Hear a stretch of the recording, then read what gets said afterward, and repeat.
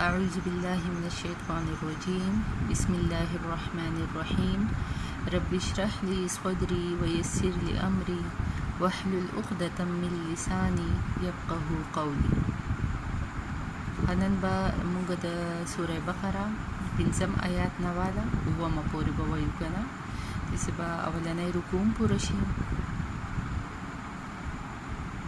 اولئک دغه خلک علی هدن په هدایت باندې دي، من ربهم د طرفه د رب، و اولئک او دغه خلک هم دوی مفلحون فلاح موندونکي دي.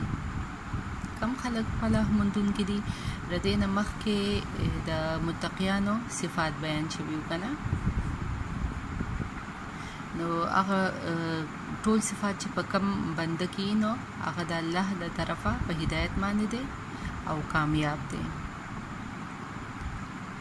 ان الذین ان بشکا الذین هغه خلک کفرو چا چې کفر کړی دی، سواء برابر ده علیهم په هغوی باندې انذرتهم کته ویره ام لم یا نه، لم مطلب نه، تنذرهم کتدوی ویره لا یؤمنون خودوی ایمان نراوړي، لا نه یؤمنون ایمان.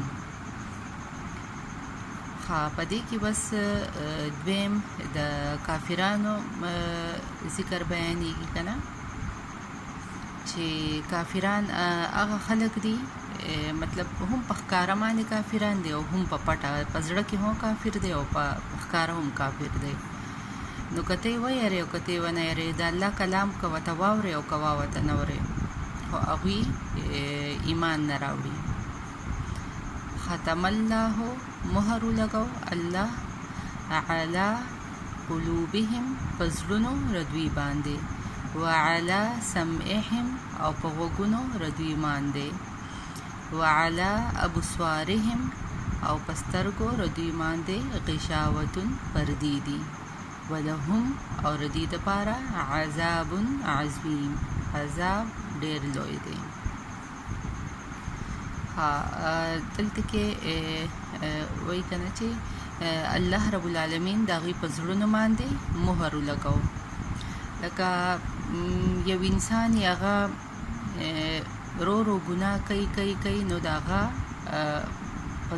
په زړه باندې زنګ ولګېږي، چې ګناهونه کوي نو اخره کې پرې زنګ ولګېږي که نه، نو هغوی بیخي لکه په سترګو باندې ړانده شي، په غوږونو باندې کاڼه شي، په زړونو یې زنګ راشي.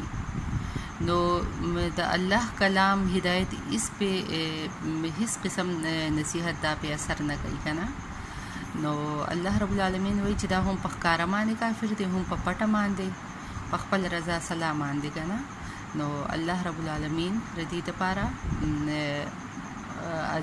غټ عذاب چې دی نو هغه کې ایښودلی دی.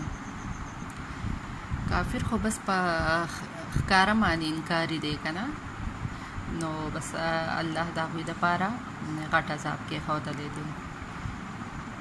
نو بس ښه نو دا لږ آیتونه به وایو که نه، نو ستاسو دپاره به هم اساني او خپلو بچو ته یې هم ښایې، او دې پسې نو قضایي پکې مه راولئ، او نور خپلوان هم د هغوی سره یې هم شیر کوئ.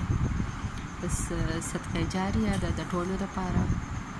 نو بس الله دې موږ په دې باندې د عمل کولو توفیق راکړي. فی امان الله.